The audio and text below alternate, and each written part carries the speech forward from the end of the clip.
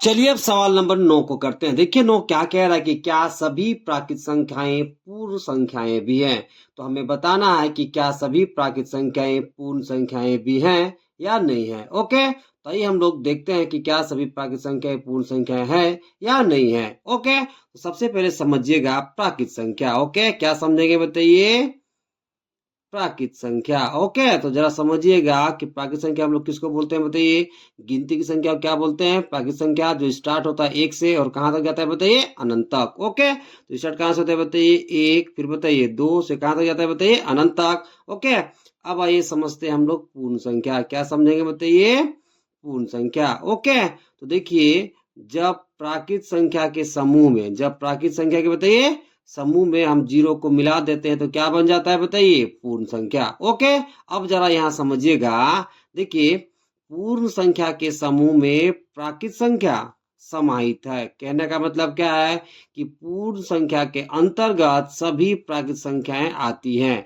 देखिए 1 से इधर क्या हो गया बताइए? प्राकृत संख्या, और 0 से इधर क्या हो गया बताइए? पूर्ण संख्या। तो देखिए पूर्ण संख्या के अंदर कौन आ रहा है बताइए? प्राकृत संख्या। ओके, इसलिए हम क्या कह सकते हैं कि सभी प्राकृत संख्याएं पूर्ण संख्याएं भी हैं। तो क्या लिखोगे? क्योंकि सभी प्राकृत संख्याएं, सभी प्राकृत संख्याएं पूर्ण संख्या के अंतर्गत आते हैं। इसलिए सभी प्राकृत संख्याएं, सभी प्राकृत संख्याएं पूर्ण संख्याएं भी हैं, पूर्ण संख्याएं भी हैं। ओके, चलिए अब सवाल नंबर 10 को करते हैं। देखिए 10 क्या कह रहा है कि क्या सभी पूर्ण संख्याएं प्राकृत संख्याएं भी हैं। तो हमें ये बताना है कि क्या सभी पूर्ण संख्याएं प्राकृत संख्याएं भी हैं या फिर नहीं है। ओके, तो सवाल को करने से पहले दोनों की परिभाषा को समझ लेते हैं। तो सबसे पहले समझिए प्राकृत संख्या। किसको समझेंगे बताइए? प्राकृत संख्या को। ओके, अब देखिए प्राकृत संख्या हम किसको बोलते हैं? जो 1 से शुरू होता है और कहाँ तक जाता है बताइए? अनंत तक। किसको हम क्या कहते हैं? प्राकृत संख्या। अब आइए समझते हैं पूर्ण संख्या। अब देखिए पूर्ण संख्या हम किसको बोलते हैं बताइए? जो 0 से शुरू होता है और कहाँ तक जाता है बताइए? अनंत तक। ओके, अब आइए सवाल में। सवाल क्या कहता है बताइए कि क्या सभी पूर्ण संख्याएं प्राकृत संख्याएं भी हैं? हमें ये बताना है। तो जरा समझिए। देखिए प्राकृत संख्या में 0 शामिल नहीं होता, जबकि पूर्ण संख्या में 0 शामिल नहीं होता। ओके, अब देखिए 1 से इधर वाला पार्ट पूर्ण संख्या में भी आता है और 1 से इधर वाला पार्ट मतलब 1 से अनंत वाला पार्ट पूर्ण संख्या में भी आता है और 1 से अनंत वाला पार्ट प्राकृत संख्या में भी आता है। ओके, लेकिन 0 पूर्ण संख्या में शामिल होता है, जबकि 0 प्राकृत संख्या में शामिल नहीं होता। ओके, अब देखिए 1 से इधर वाला पार्ट प्राकृत संख्या के अंतर्गत आता है। ओके, मतलब इतना यहाँ भी है, लेकिन 0 पूर्ण संख्या में होता है लेकिन प्राकृत संख्या में नहीं होता। तो हम क्या कह सकते हैं कि सभी पूर्ण संख्याएं प्राकृत संख्याएं नहीं होती। देखिए 1 से इधर वाला पार्ट तो प्राकृत संख्या के अंतर्गत आएगा, ठीक है, लेकिन 0 प्राकृत संख्या में नहीं आता। ओके, तो 1 से इधर वाला पार्ट तो सम्मिलित है लेकिन 0 सम्मिलित प्राकृत संख्या में नहीं है। इसलिए हम क्या कहेंगे कि सभी पूर्ण संख्याएं प्राकृत संख्याएं नहीं होती। तो क्या लिखोगे? चूंकि शून्य प्राकृत संख्या के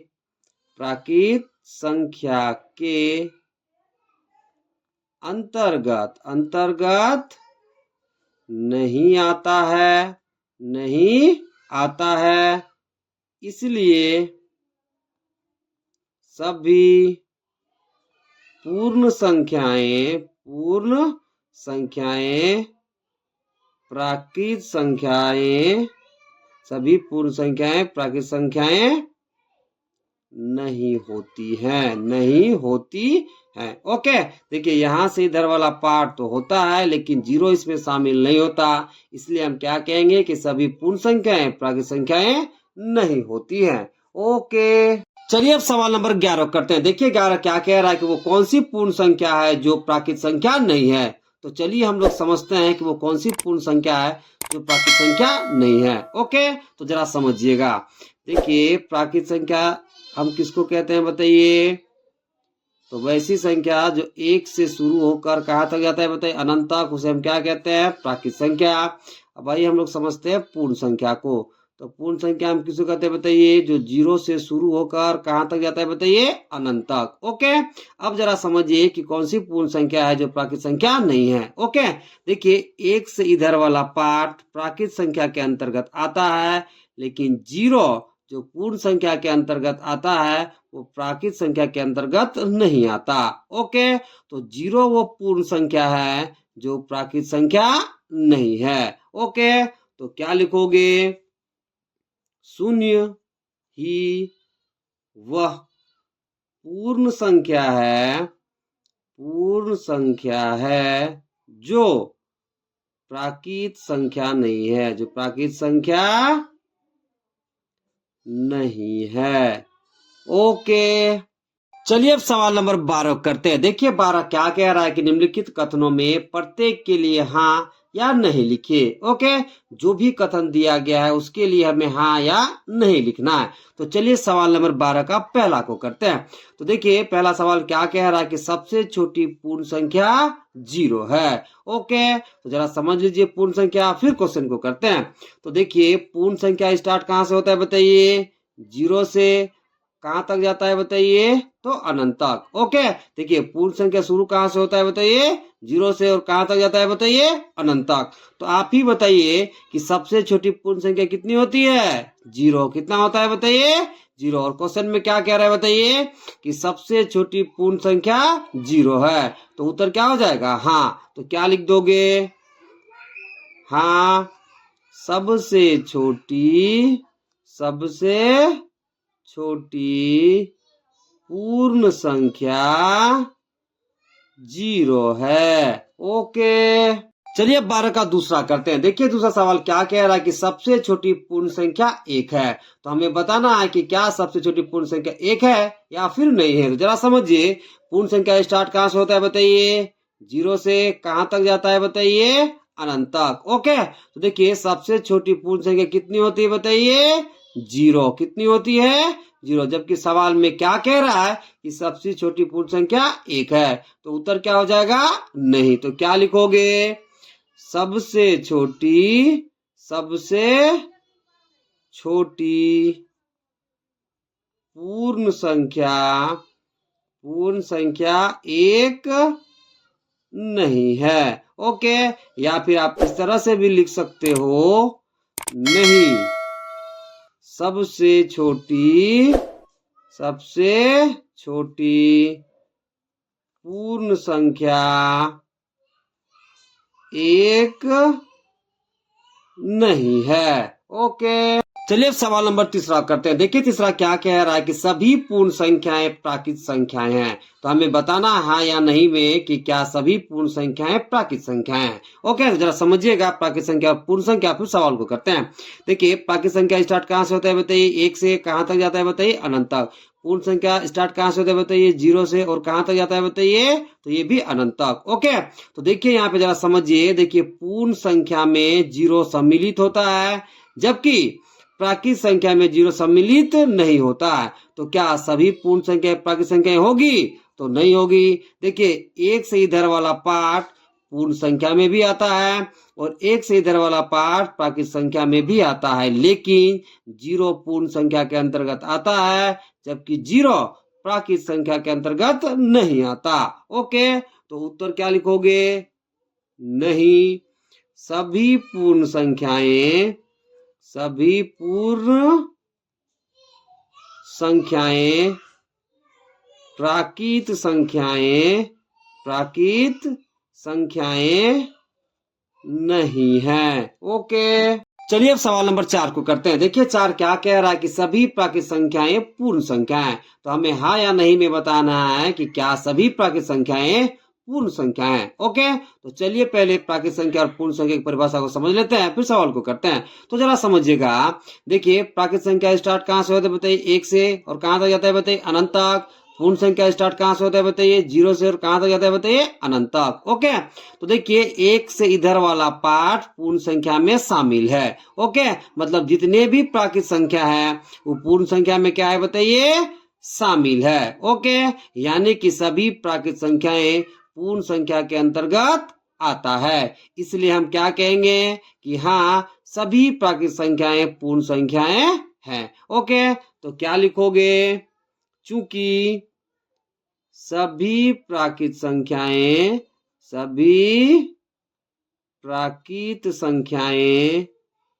पूर्ण संख्या के अंतर्गत आता है। इसलिए हाँ, सभी प्राकृत संख्याएं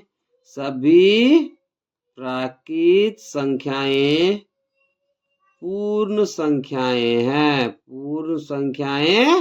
हैं। ओके, चलिए अब सवाल नंबर 5 को करते हैं। देखिए 5 क्या कह रहा है कि 106169 की परवर्ती संख्या 106168 है। तो हमें ये बताना है या नहीं में कि क्या 106169 की परवर्ती संख्या 106168 है। ओके, तो चलिए सबसे पहले 106169 का हम परवर्ती संख्या निकाल लेते हैं और क्वेश्चन के अकॉर्डिंग चेक करते हैं कि क्या इसका परवर्ती संख्या ये है। यदि आएगा तो होगा और नहीं आएगा तो नहीं होगा। ओके, तो परवर्ती संख्या हम कैसे निकालते हैं? तो दी गई संख्या में जब एक जोड़ते हैं और जो संख्या में मिल जाता है वो दी गई संख्या का क्या कहलाता है बताइए?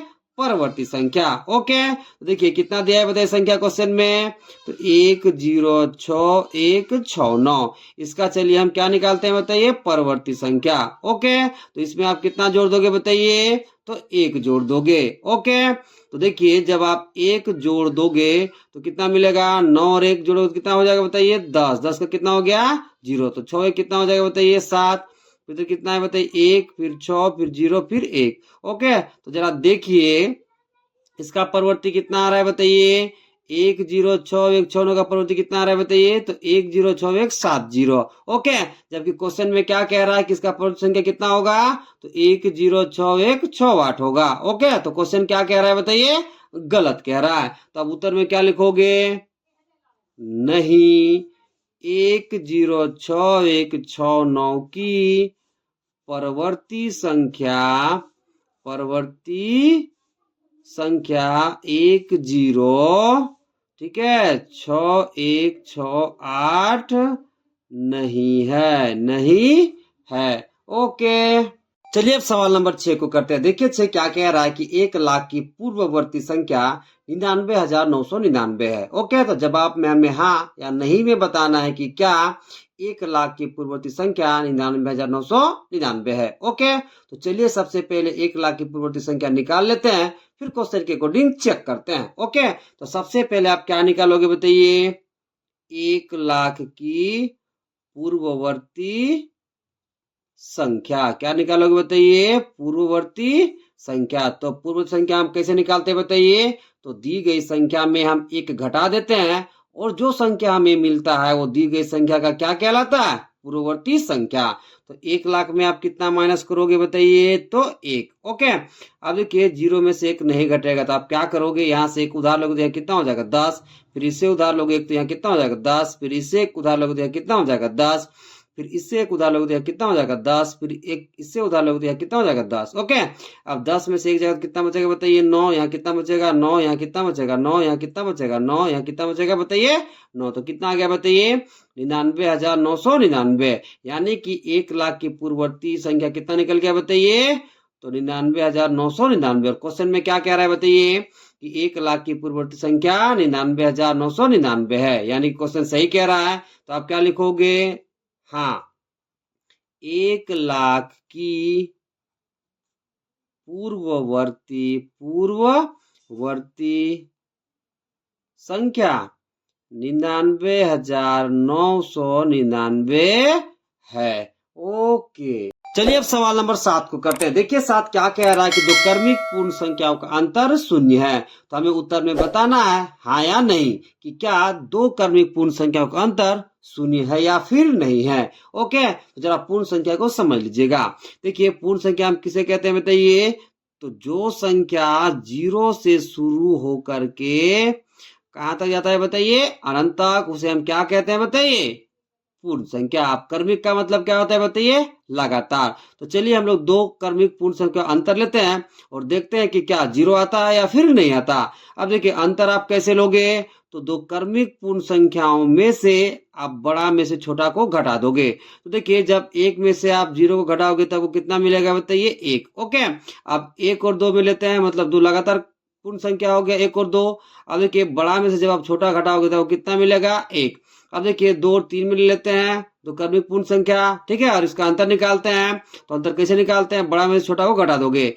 तो 3 में से जब 2 घटा दो कितना मिलेगा बताइए, 1। तो आप यहाँ देख सकते हैं कि दो क्रमिक पूर्ण संख्याओं का अंतर 1 आता है, 0 नहीं आता। तो क्या हो जाएगा बताइए, उत्तर में क्या लिखोगे, नहीं, दो क्रमिक पूर्ण संख्याओं का अंतर शून्य नहीं है। तो क्या लिखोगे बताइए, इधर लिख देते हैं, नहीं दो क्रमिक पूर्ण संख्याओं का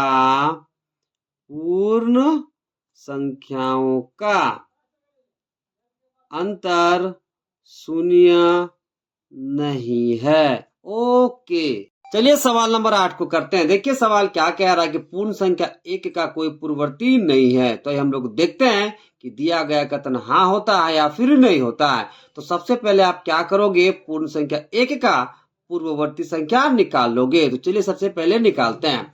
तो क्या लिखोगे, पूर्ण संख्या 1 का पूर्ववर्ती संख्या। तो पूर्व संख्या हम लोग कैसे निकालते हैं, तो दी गई संख्या में हम 1 घटाते हैं, जो हमें मिलता है वो दी गई संख्या का क्या कहलाता है बताइए, पूर्ववर्ती संख्या कहलाता है। तो 1 में से कितना घटाओगे बताइए, 1, तो आपको कितना मिल जाएगा बताइए, 0। देखिए पूर्ण संख्या 1 का पूर्ववर्ती संख्या आपको कितना मिल गया, 0। क्वेश्चन में क्या कह रहा है कि पूर्ण संख्या 1 का कोई पूर्ववर्ती नहीं है। ओके, यानी कि दिया गया जो सवाल है वो क्या है बताइए, नहीं होगा। तो क्या लिखोगे, चूंकि शून्य पूर्ण संख्या 1 का पूर्ववर्ती संख्या है, पूर्ववर्ती संख्या है, इसलिए दिया गया कथन